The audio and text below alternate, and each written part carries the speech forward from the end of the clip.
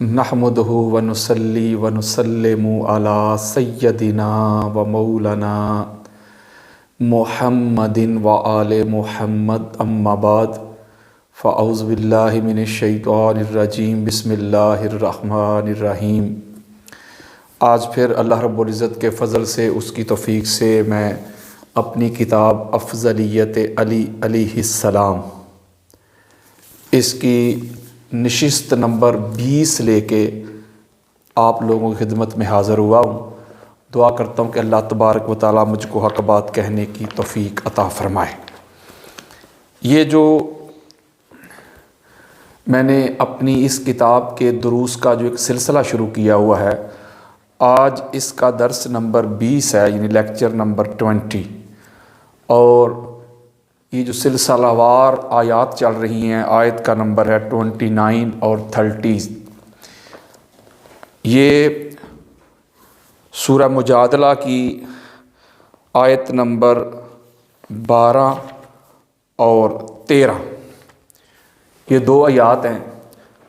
جو میں آپ کی محبتوں کی نظر کرنا چاہتا ہوں۔ اللہ رب العزت نے ارشاد فرمایا کہ یا ایھا الذین آمنوا اذا ناجیتم الرسول فقدموا بین ید نجواکم صدقۃ ذلک خیر لکم واطہر فإن لم تجدوا فإن اللہ غفور رحیم۔ کہ ایمان والو، جب تم رسول اللہ صلی اللہ علیہ وآلہ وسلم سے کوئی بات کرنا چاہو تنہائی میں، تو اپنی بات سے پہلے صدقہ کیا کرو، یہ بات تمہارے لیے بہتر ہے اور دلوں کو پاک کرنے والی ہے، اور اگر تم اس کی طاقت نہیں رکھتے تو بے شک اللہ معاف کرنے والا اور رحم کرنے والا ہے۔ یعنی یہ سورہ مجادلہ کی آیت نمبر 12 اور اس کے ساتھ آگے جو جڑی ہوئی آیت نمبر 13 ہے، یعنی میری اس کتاب کی آیت نمبر 29 اور 30، اس پہ گفتگو کرنا چاہتا ہوں۔ اسی آیا مبارکہ کے ذیل میں اہل سنت کے سر کا تاج ہے امام نصفی، وہ اپنی معروف کتاب ہے ان کی مدارک التنزیل، اس کی جلد نمبر 3 ہے، صفحہ نمبر 498، بیروت لبنان کی چھپی ہوئی کتاب ہے۔ اس کے ذیل میں مولا علی علیہ السلام کا ایک فرمان ہے جو میں آپ کی محبتوں کی نظر کرنا چاہتا ہوں۔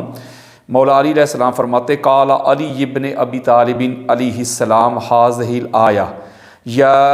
ایھا الذین آمنوا اذا ناجیتم الرسول فقدموا بین ید نجواکم صدقۃ ذلک خیر لکم واطہر فإن لم تجدوا فإن اللہ غفور رحیم من کتاب اللہ ما عمل بہا احد قبلی ولا عمل بہا احد بعدی۔ قرآن مجید فرقان حمید کی، یعنی سورہ یہ جو مجادلہ، اس کی آیت نمبر جو میں نے آپ کے سامنے پڑھی ہے، اس کے ذیل میں مولا علی علیہ السلام کا فرمان ہے۔ آپ فرماتے ہیں کہ یہ جو قرآن مجید فرقان حمید کی مبارکہ ہے، جس میں اللہ رب العزت نے ایمان والوں کو مخاطب کرتے ہوئے ارشاد فرمایا کہ اے ایمان والو، جب تم میرے مصطفیٰ سے، میرے حبیب مکرم سے، رسول محتشم سے کوئی گفتگو کرنا چاہتے ہو، کوئی کلام کرنا چاہتے ہو، تنہائی میں بات چیت کرنا چاہتے ہو، کنورسیشن کرنا چاہتے ہو، تو ایسا کیا کرو کہ برکت کے لیے، حصول برکت کے لیے صدقہ کیا کرو۔ تو مولا علی علیہ السلام اس کے ذیل میں ارشاد فرماتے ہیں کہ قرآن مجید فرقان حمید میں یہ جو مقام ہے، اللہ رب العزت کا یہ جو حکم ہے، اللہ رب العزت کا یہ جو امر اور آرڈر ہے، پوری کائنات میں صرف میری ذات ہے کہ جس نے اس اللہ کے امر، اللہ کے حکم، اللہ کے پیغام اور وحی پہ عمل کیا ہے۔ اس امر پہ نہ مجھ سے پہلے کوئی عمل کر سکا اور نہ میرے بعد کوئی عمل کر سکا۔ آپ فرماتے ہیں میری ہی وہ ذات ہے کہ جب یہ آیت نازل ہوئی تو میرا یہ معمول تھا کہ میں آقا علیہ السلام کی بارگاہ میں صدقہ کر کے، خیرات کر کے پھر حاضر ہوتا، اور آقا علیہ السلام سے جب گفتگو کرتا، کوئی کنورسیشن کرتا، تو اس سے پہلے صدقہ کر کے آتا۔ پھر اس کے بعد اگلی آیت میں یہ حکم منسوخ ہو گیا۔ اب جب یہ حکم منسوخ ہو گیا، لوگوں کو کنسیشن مل گئی، رعایت مل گئی، چونکہ اللہ جانتا تھا کہ جو حالات چل رہے تھے ایمان والوں کے، کتنی غربت تھی، مسائل تھے، وہ سٹرگل کر رہے تھے، باپ دادا کا انہوں نے دیس چھوڑ دیا، گھر بار چھوڑ دیے، کاروبار چھوڑ دیا، بزنس چھوڑ دیا، جاب چھوڑ دیں، بڑی پرابلمز میں تھے، معاشی بڑی صورتحال جو بڑی تنگ تھی، بڑی پرابلمز تھی جو فیس کر رہے تھے، تو وہ کہاں سے صدقہ کرتے؟ ہر ایک صحابی یا ہر ایک صاحب ایمان تو مالدار نہیں تھا، تو اس لیے پھر لوگوں کو ذرا پرابلم بنتی تھی، دقت بنتی تھی کہ اللہ کے اس حکم پہ کس طرح عمل کیا جائے۔ میں اس کی ڈیٹیل میں جانا نہیں چاہتا، اس کی اگر میں ڈیٹیل میں چلا گیا تو مجھے پھر مزید اس کے اوپر 1 گھنٹہ چاہیے، تو میں بس آپ کو سمری دے رہا ہوں۔ میں نے شروع میں آپ کو کہا تھا کہ میں بس صرف سمری دوں گا، اور جب یہ معاملہ ہو گیا تو پھر اللہ رب العزت نے اپنا یہ امر، اپنا یہ آرڈر جو ہے اس کو منسوخ کر دیا۔ جب منسوخ کر دیا تو اس کا مطلب ہے کہ مولا علی علیہ السلام کی ذات وہ واحد ذات ہے کہ جنہوں نے حضور علیہ الصلوۃ والسلام سے ملاقات سے پہلے صدقہ کیا، اور اس کے بعد جب یہ حکم منسوخ ہو گیا تو اس کے بعد کسی اور نے نہیں کیا۔ یعنی آقا علیہ الصلوۃ والسلام کی ساری جمی امت میں صحابہ کرام ہوں یا جتنے بھی ہوں، کوئی ایک شخصیت ایسی نہیں ہے کہ جو مولا علی علیہ السلام کی کلی افضلیت ہے یا فضیلت ہے، یہ آپ کا جو منفرد مقام اور مرتبہ ہے، کوئی آپ کے ساتھ اس میں شریک اور شامل نہیں ہے، یہ صرف عظمت مولا علی علیہ السلام کے حصہ میں آئی ہے۔ تو میں یہ بس مختصر آپ کو سمری دے رہا ہوں۔ اگلی آیت مجیدہ دینا چاہتا ہوں، آیت نمبر 31 اپنی کتاب کی۔ یہ بڑی معروف آیت مجیدہ ہے، آیت مباہلہ بھی اسے کہا جاتا ہے، جس میں اللہ رب العزت نے ارشاد فرمایا، سورہ آل عمران کی آیت نمبر 61 ہے۔ اللہ رب العزت نے ارشاد فرمایا کہ نَدْعُو أَبْنَاءَنَا وَأَبْنَاءَكُمْ وَنِسَاءَنَا وَنِسَاءَكُمْ وَأَنفُسَنَا وَأَنفُسَكُمْ ثُمَّ نَبْتَهِلْ فَنَجْعَلْ لَعْنَةَ اللَّهِ عَلَى الْكَاذِبِينَ۔ جب وہ عیسائی لوگ آگے آقا علیہ الصلوۃ والسلام سے مباہلہ کرنے کے لیے،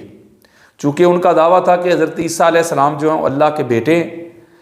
آقا علیہ الصلوۃ والسلام کا فرمان تھا، آقا علیہ السلام کی تبلیغ یہ تھی کہ حضرت عیسیٰ علیہ السلام اللہ کے نبی ہیں، رسول ہیں، بندے ہیں۔ تو جب وہ اپنے 60 پادریوں سمیت آگے، بڑے بڑے ان کے علماء تھے، آقا علیہ السلام کی بارگاہ میں وہ جب مناظرہ کرنے کے لیے آگے، مباہلہ کے لیے آگے، تو اللہ رب العزت نے آقا علیہ الصلوۃ والسلام کی طرف یہ پیغام بھیجا کہ حبیب مکرم، اے رسول محتشم، آپ ایسا کریں کہ ان کو کہہ دو کہ نَدْعُو أَبْنَاءَنَا وَأَبْنَاءَكُمْ، ہم اپنے بیٹوں کو بلاتے ہیں، تم اپنے بیٹوں کو بلاؤ، اور ہم اپنی عورتوں کو بلاتے ہیں، تم اپنی عورتوں کو بلاؤ، اور ہم اپنے نفوس کو، اپنی جانوں کو بلاتے ہیں، تم اپنی جانوں کو بلاؤ، اور پھر سارے مل کر یہ اللہ کی بارگاہ میں دعا کرتے ہیں کہ جھوٹوں پر اللہ کی لعنت ہو۔ تو آپ اہل سنت کی کوئی بھی تفسیر اٹھا کے پڑھ لیں، چاہے قاضی ثناء اللہ پانی پتی کی تفسیر مظہری ہو، یا امام جلال الدین سیوطی کی تفسیر در منصور ہو، یا عماد الدین ابن کثیر کی تفسیر ابن کثیر ہو، یا امام فخر الدین رازی کی تفسیر الکبیر ہو، یا قاضی ثناء اللہ پانی پتی کی تفسیر مظہری ہو، یا مولانا مدودی ہوں، اس کے علاوہ ابن ابی حاتم ہوں، فخر الدین رازی ہوں، شیخ اسماعیل حقی ہوں، علامہ آلوسی ہوں، اہل سنت کی کوئی بھی تفسیر پڑھ لیں، یا کتب حدیث پڑھ کے دیکھ لیں، یعنی بخاری پڑھ کے دیکھ لیں، مسلم پڑھیں، ترمذی پڑھیں، ابو داؤد پڑھیں، نسائی، ابن ماجہ پڑھیں، حاکم کی المستدرک پڑھ کے دیکھ لیں، امام احمد بن حنبل کی مسند پڑھ کے دیکھ لیں، امام احمد بن حنبل کی فضائل صحابہ کو پڑھ کے دیکھ لیں، خطیب بغدادی کی تاریخ بغداد کو پڑھیں، اس کے علاوہ ابن عساکر کی تاریخ دمشق الکبیر پڑھیں، اسی طرح امام ہندی کی کنز العمال پڑھ کے دیکھ لیں، اسی طرح الاستیاب کو پڑھیں، اسد الغابہ کو پڑھیں، امام ابن سعد کی طبقات ابن سعد پڑھیں، اس کے علاوہ تاریخ طبری پڑھ کے دیکھ لیں، ابن حشام کو پڑھیں، ابن خلدون کو پڑھیں، اہل سنت کی کوئی بھی تفسیر پڑھیں یا کتب حدیث پڑھیں، کتب سیر پڑھیں، اس میں کسی کا بھی اختلاف نہیں ہے کہ جب آقا علیہ الصلوۃ والسلام نے یہ فرمایا کہ ہم اپنے بیٹوں کو لاتے ہیں، تم اپنے بیٹوں کو لاؤ، تو جو آقا علیہ السلام نے اپنے بیٹے کھڑے کیے وہ حسنین کریمین تھے، اور فرمایا ہم اپنی عورتوں کو لاتے ہیں، تم اپنی عورتوں کو لاؤ، تو آقا علیہ الصلوۃ والسلام نے پاک سیدہ فاطمہ الزہرا سلام اللہ علیہا کو کھڑا کیا، اور ہم اپنی جانوں کو لاتے ہیں، آقا علیہ السلام نے جب اپنی جان کے طور پہ جس ہستی کو، جس پرسنالٹی کو، جس وجود کو کھڑا کیا، اس کا نام علی ابن ابی طالب علیہ السلام ہے۔ تو قرآن مجید فرقان حمید کی نص سے یہ بات اظہر من الشمس ہو گئی کہ مولا علی علیہ السلام کی ذات، ہستی، وجود، پیکر وہ ہیں کہ جو نفس رسول ہیں۔ اب آقا علیہ السلام نے جمیع کائنات میں سے مولا علی علیہ السلام کو اپنا نفس قرار دے دیا، اور یہ قرآن مجید فرقان حمید کی نص ہے۔ تو جو حضور کا نفس بن جائے، یہ مولا علی علیہ السلام کی کلی افضلیت ہے۔ یعنی تمام صحابہ کرام، اہل بیت اطہار میں واحد مولا علی علیہ السلام کی ذات ہے جو نفس رسول قرار پائے ہیں قرآن کی نص سے۔ تو جو حضور علیہ السلام کا نفس بن جائے، پھر اس سے افضل دنیا کی کوئی ذات نہیں ہو سکتی، اس لیے کہ حضور علیہ السلام کی ذات سب سے افضل ہے۔ بعد از خدا بزرگ تو یہ قصہ مختصر، آقا علیہ السلام کا جسم تمام کائنات کے اجسام سے افضل ہے، اعلیٰ ہے، عرفہ ہے۔ دیگر انبیاء کرام کے جسام کیوں نہ ہوں، ان سب میں افضل حضور کا پاک جسم ہے۔ اور آقا علیہ السلام کی روح تمام انبیاء کی ارواح سے اعلیٰ ہے۔ آقا علیہ السلام کی جان تمام انبیاء کرام کی جو نفوس ہیں ان سے اعلیٰ ہے، عرفہ ہے۔ تو مولا علی علیہ السلام کو آقا علیہ السلام نے اپنا نفس قرار دے دیا، نفس رسول بن گئے علی ابن ابی طالب علیہ السلام کی ذات۔ ایک اور مقام پہ میرے آقا نے فرمایا، قال رسول اللہ صلی اللہ علیہ وآلہ وسلم علی لحمی، یعنی علی میرا گوشت ہے۔ یعنی علی علیہ السلام کے گوشت کو آقا علیہ السلام نے اپنے گوشت کے ساتھ جوڑ دیا۔ اور ایک اور روایت فرمایا، قال رسول اللہ صلی اللہ علیہ وآلہ وسلم علی دمی، کہ علی میرا خون ہے۔ یعنی آقا علیہ السلام نے اپنے خون کو علی علیہ السلام کے خون کے ساتھ جوڑ دیا۔ اور ایک اور مقام پہ فرمایا، قال رسول اللہ صلی اللہ علیہ وآلہ وسلم علی روحی، علی میری روح ہے۔ یعنی آقا علیہ السلام نے اپنی روح کو علی علیہ السلام کے ساتھ جوڑ دیا، اٹیچ کر دیا۔ اور ایک اور مقام پہ فرمایا علی نفسی، بالکل یہی جو مقام ہے اسی کے ذیل میں کہ علی میرا نفس ہے، علی میری جان ہے۔ اس کا مطلب یہ ہوا کہ آقا علیہ السلام دنیا کو یہ پیغام دینا چاہ رہے ہیں کہ پوری دنیا میں واحد علی کی ذات ہے، کہ نور کی بات ہو تو میرا اور علی کا نور ایک ہے۔ کنت انا و علی نورن بین یدی اللہ قبل یخلق آدم، یہ امام محمد بن حنبل کی کتاب ہے فضائل صحابہ، اور حدیث کا نمبر ہے 1130، بیروت لبنان کی چھپی ہوئی کتاب ہے۔ اور ایک اور مقام پہ فرمایا جس کو علامہ آلوسی روح المعانی میں لے کے آئے ہیں، جلد نمبر 6 صفحہ نمبر 186 میں، اور بیروت لبنان کا نسخہ، اہل سنت کے سر کا تاج، خلقت انا و علی من نور واحد، میں اور علی ایک نور سے تخلیق ہوئے ہیں۔ اور ایک اور مقام پہ فرمایا الناس من شجر شتى انا و علی من شجرۃ واحدہ، لوگ جدا جدا شجرہ سے، میں اور علی شجرہ بھی ایک، حسب بھی ایک، نسب بھی ایک، گھرانہ بھی ایک، قبیلہ بھی ایک، خاندان بھی ایک، دادا بھی ایک، خون بھی ایک، گوشت بھی ایک، روح بھی ایک، جان بھی ایک، نور بھی ایک۔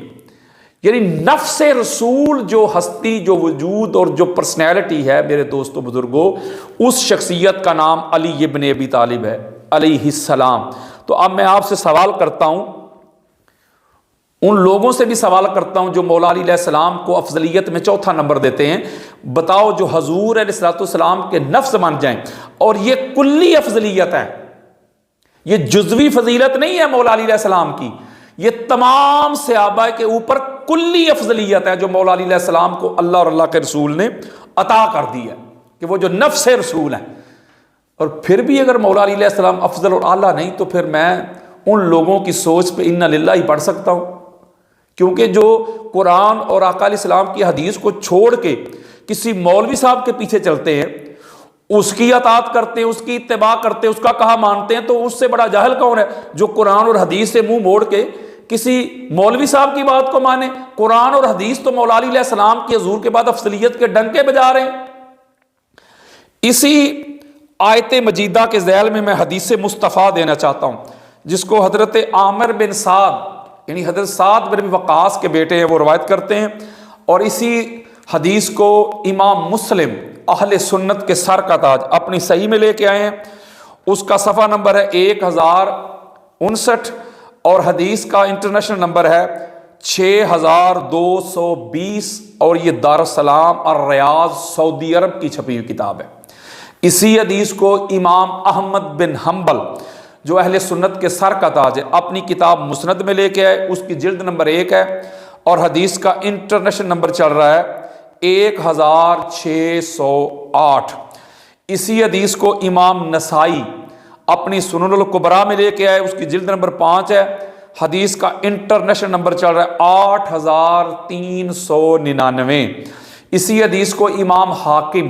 اپنی المستدرک میں لے کے آئے، اس کی جلد نمبر 3 ہے، حدیث کا انٹرنیشنل نمبر چل رہا ہے 4719، بیروت لبنان کا نسخہ ہے۔ اسی حدیث کو امام بہقی سنن الکبریٰ میں لے کے آئے، اس کی جلد نمبر 7 ہے، حدیث کا نمبر ہے 13169 اور 13170۔ اب حضرت عامر بن سعد بن ابی وقاص اپنے والد سے کیا روایت کرتے ہیں؟ ان ابیہ قال لما نازلت هذه الآیہ، یعنی ندعو ابناءنا وابناءکم ونساءنا ونساءکم وانفسنا وانفسکم ثم نبتہل فنجعل لعنۃ اللہ علی القاذبین، دار رسول اللہ صلی اللہ علیہ وآلہ وسلم علی و فاطمہ و حسنا و حسینا فقال اللہم ہؤلاء اہلی۔ حضرت سعد بن ابی وقاص سے ان کے بیٹے روایت کرتے ہیں کہ میں نے اپنے باپ سے سنا، انہوں نے ارشاد فرمایا کہ جب قرآن مجید فرقان حمید کی سورہ آل عمران کی آیہ مجیدہ 61 نازل ہوئی آقا علیہ السلام کی ذات پہ، تو رسول اللہ صلی اللہ علیہ وآلہ وسلم نے حضرت علی علیہ السلام کو بلایا، پاک سیدہ فاطمہ الزہرا سلام اللہ علیہا کو بلایا اور حسنین کریمین کو بلایا اور کھڑا کر کے اللہ کی بارگاہ میں یہ ارشاد فرمایا کہ مولا یہ میری اہل بیت ہیں۔ اگلی حدیث دینا چاہتا ہوں، اس کو بھی حضرت عامر بن سعد اپنے والد سے ہی روایت کرتے ہیں اور اس کو ہماری اہل سنت کی بہت بڑی کتاب ہے ترمذی، اس میں امام ترمذی لے کے ہیں، اس کا صفحہ نمبر ہے 847 اور حدیث کا انٹرنیشنل نمبر ہے 3724، دارالسلام الریاض سعودی عرب کی چھپی ہوئی کتاب، اور یہ ہماری سیاستہ کی تیسری سب سے بڑی کتاب ہے۔ اس میں بھی وہی روایت کرتے ہیں کہ بڑی طویل روایت ہے، جس میں وہ اپنے والد سے روایت کرتے ہیں کہ وہ کہتے ہیں ان ابی فی روایت طویلۃ، طویل روایت میں وہ بیان کرتے کہ قال انزلت هذه الآیہ ندعو ابناءنا وابناءکم ونساءنا ونساءکم وانفسنا وانفسکم ثم نبتہل فنجعل لعنۃ اللہ علی القاذبین، دار رسول اللہ صلی اللہ علیہ وآلہ وسلم علی و فاطمہ و حسنا و حسینا فقال اللہم ہؤلاء اہلی۔ یہ جامع ترمذی کی روایت ہے کہ وہ کہتے ہیں کہ جب یہ آیت مجیدہ نازل ہوئی، آیت مباہلہ، آقا علیہ السلام نے مولا علی علیہ السلام کو بلایا، پاک فاطمہ الزہرا سلام اللہ علیہا کو بلایا، حسنین کریمین کو بلایا اور کہا کہ مولا یہ میری اہل بیت ہیں۔ یعنی اس حدیث مبارکہ سے بھی، اور یہ حدیث صحیح ہے، یہ بات اظہر من الشمس ہو گئی کہ اس آیت مجیدہ میں جو مولا علی علیہ السلام کی ذات ہے جن کو نفس رسول کہا گیا ہے، یہ اعلان ہو رہا ہے کہ یہ کائنات میں حضور کے بعد سب سے افضل اور سب سے اعلیٰ ہیں۔ ایک اور روایت دینا چاہتا ہوں، یہ جو روایت ہے اس کو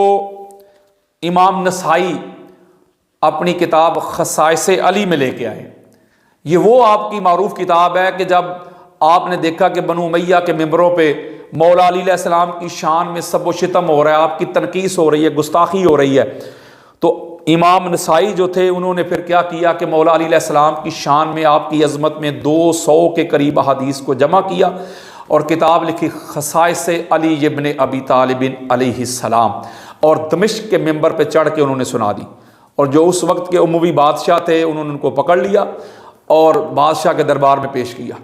تو بادشاہ سلامت کہتے ہیں کہ جو فضائل، جو عظمت، جو افضلیت، جو رفعت تو نے علی علیہ السلام کی بیان کی ہے وہی حضرت معاویہ کی بھی بیان کرو۔ تو آپ نے کہا کہ بھی ان کی شان میں آقا علیہ السلام کی حدیث ہے ہی نہیں، تو میں کہاں سے بیان کروں؟ معاویہ بن ابو سفیان کی شان میں کوئی ایک حدیث ہی نہیں آقا علیہ السلام کی، ان کی شان میں نظروں سے گزری ہی نہیں، تو معاویہ بن ابو سفیان کی میں شان کہاں سے سناؤں؟ تو آپ کو پھر اتنا مارا گیا کہ آپ پہلے وہ محدث ہیں جو حب علی میں شہید ہوئے ہیں۔ ان کی یہ کتاب ہے جو انہوں نے لکھی تھی امام نسائی نے، خصائص علی، اس کا صفحہ نمبر 81 ہے، اور یہ بیروت لبنان کی چھپی ہوئی کتاب ہے۔ حضرت ابو ذر غفاری رضی اللہ تعالیٰ عنہ حدیث کے راوی ہیں۔ جب آقا علیہ السلام نے وہ قبیلہ بنو ربیہ کے لوگوں کو خبردار کیا تھا، آپ نے فرمایا تھا کہ میری اطاعت کرو، میری تابعداری کرو، اللہ کی توحید کو مانو، میری رسالت کو تسلیم کرو، سرخم کرو، زکوٰۃ ادا کرو، نماز پڑھا کرو، قیام کرو، رکوع کرو، سجود کرو، دین خدا کی طرف لوٹ آؤ۔ تو یہ آپ نے جب ان کو خبردار کیا تو ساتھ فرمایا تھا اگر تم نے میری نرمی کا ناجائز فائدہ اٹھایا، تمہیں جو ڈھیل دے رہا ہوں، تو پھر تمہیں ایک ایسے شخص کو فیس کرنا پڑے گا۔ آقا علیہ السلام فرماتے ہیں میں ایسی شخصیت کو تم پہ مسلط کر دوں گا، بواسن علیہم رجل کا نفسی، ایسا شخص تم پہ میں مسلط کروں گا جو میری جان کی طرح ہے، جو میرا نفس ہے۔ یعنی یہ جو حدیث مبارکہ ہے، میں آپ کو یہ بات سمجھانا چاہ رہا ہوں کہ اس حدیث میں بھی آقا علیہ السلام نے علی علیہ السلام کو اپنا نفس، اپنی جان ڈکلیئر کیا ہے۔ یہ آپ کو سمجھانے کی کوشش کر رہا ہوں کہ قرآن کی اس آیت کے مطابق اور آقا علیہ السلام کی جو احادیث دے رہا ہوں اس کے ذیل میں یہ بات اثر من الشمس ہو رہی ہے کہ پوری کائنات میں مولا علی علیہ السلام کی ذات ہے جو نفس رسول ہے۔ تو جب مولا علی علیہ السلام نفس رسول ہو گئے تو پھر مجھے بتائیں پھر مولا علی علیہ السلام سے افضل کوئی کیسے ہو سکتا ہے؟